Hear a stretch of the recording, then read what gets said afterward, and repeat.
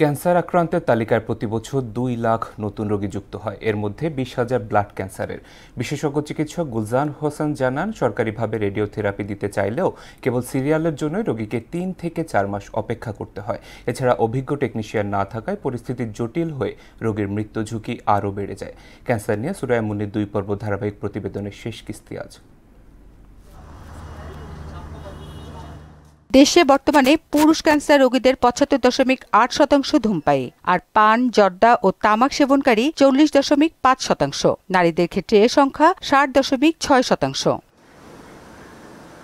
তামাক বা তামাক জাতীয় দ্রব্য সেবনকারী রোগীদের ক্যান্সার খুব দ্রুত দুর্বল করে ফেলে। তাদের শারীরিক জটিলতাও নানা ধরনের। ডাক্তার দেখানোর পরে যে ওর জ্বর কমছে, কমে আবার বাড়ছে।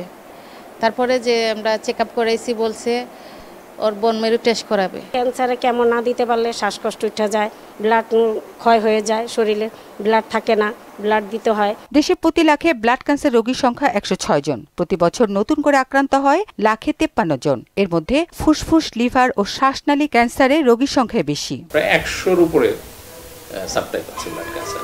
এই সাধারণত অ্যাকিউট লিউকেমিয়াটাই বেশি ক্ষতিকর আমাদের জন্য, কারণ হচ্ছে যে এটা খুব দ্রুত মানে একটা ঝড়ের বেগে শুরু হয় আর কি। মানে অল্প সময়ের মধ্যে রোগী হয়তো ভালো ছিল, খুব 1 সপ্তাহ, 2 সপ্তাহ বা 3 সপ্তাহ পেশেন্টের জ্বর থাকে, তারপরে হচ্ছে সারা শরীরে মানে বিভিন্ন জায়গায় ব্যথা হয়, জয়েন্টে ব্যথা হতে পারে, শরীরের বিভিন্ন অংশে ব্যথা হতে পারে, বনি টেন্ডারনেস বলি আমরা এটাকে, তারপরে ব্লিডিং হতে পারে, অস্বাভাবিক রক্তক্ষরণ।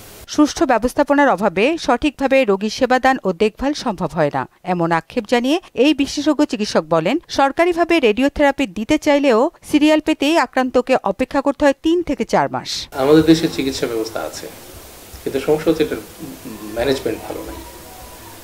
আমাদের আরো দক্ষ ম্যানেজমেন্ট দরকার।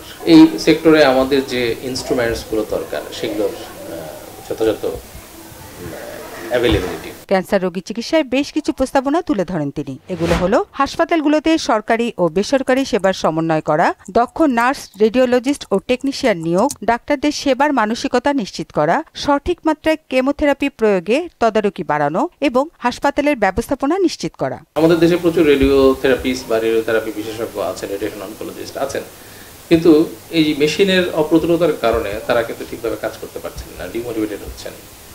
সরকারি প্রতিষ্ঠানের অধিকাংশ রেডিওথেরাপি মেশিনগুলো নষ্ট থাকে বছরের বেশিরভাগ সময়।